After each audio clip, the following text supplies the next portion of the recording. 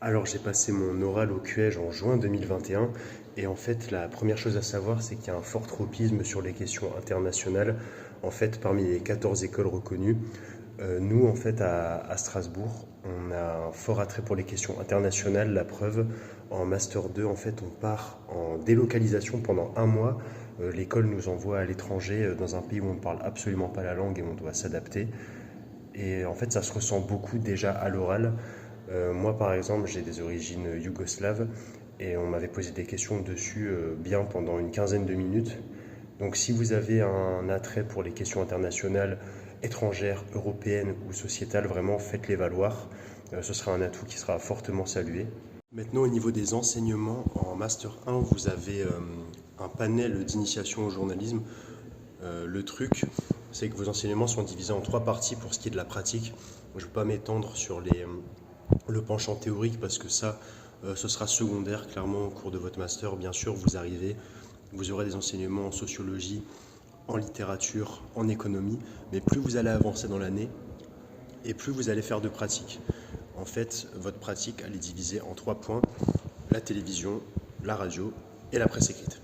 Et pendant ces travaux, vous travaillerez sur des thématiques locales. Par exemple, en première année, vous réaliserez un magazine sur l'actualité locale de Strasbourg. On vous lâchera pendant un mois sur un territoire précis et vous devrez produire des articles. Jusque-là, plutôt classique, mais c'est hyper important parce qu'en fait, pendant vos 2 ans, vous aurez surtout à traiter de l'actualité locale pendant vos cours et c'est important, dès que vous arrivez, de vous familiariser avec l'environnement du QEJ et de Strasbourg. Ensuite, arrive le Master 2. Alors en Master 2, vous pouvez vous spécialiser. Vous avez 4 choix. JRI, journaliste reporter d'image, rédacteur. Ça, c'est dans la section télévision. Les rédacteurs, en fait, ce sont ceux qui vont caler les sujets et qui vont poser leur voix sur un sujet, tandis que les JRI, ce seront ceux qui vont effectuer les plans. Vous pouvez également vous diriger vers la spécialité radio ou la presse écrite multimédia. C'est personnellement le choix que j'ai fait. Et un autre élément important à apporter, c'est que le QEJ propose également des formations en alternance. Je m'explique, l'alternance, c'est lorsque vous effectuez 5 ou 6 semaines en entreprise, 3 ou 4 semaines à l'école, et ça vous permet d'emmagasiner de l'expérience professionnelle. Bien sûr, c'est absolument pas obligatoire, mais en M1, il y a des offres, mais l'essentiel en fait des opportunités vient entre le M1 et le M2. Et c'est par exemple comme ça que moi, après une année au QEJ où voilà, j'avais envie de découvrir l'école sans faire d'alternance, il y avait une offre pour le site L'équipe qui était parue et c'est pour ça que j'ai candidaté et grâce à ma formation au QEJ, j'ai pu être pris et c'est vraiment pas mal. Après, bien sûr, il ne faut pas se sentir obligé d'en faire. Il y en a plein qui ne font pas d'alternance et qui s'en sortent très très bien, mais c'est une opportunité que vous avez parmi tant d'autres comme dans d'autres écoles. D'ailleurs, un autre point important par rapport au QEJ, c'est le fait que l'école soit gratuite. En effet, on est en partenariat avec l'université, ça fait partie même de la fac de Strasbourg.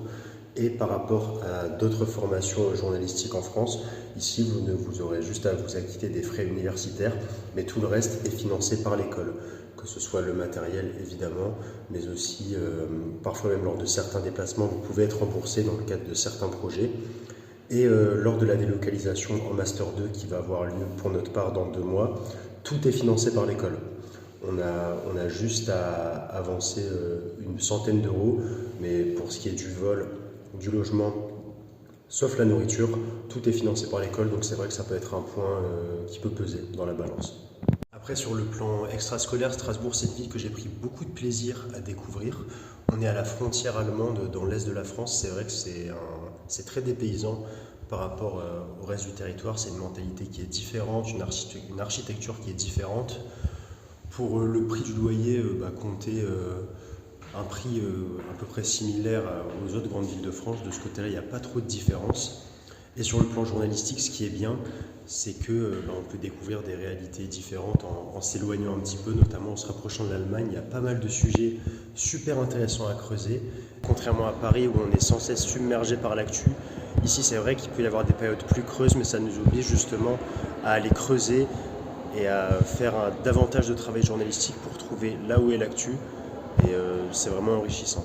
Ah oui, et je parlais aussi de l'attrait pour les questions européennes de Strasbourg.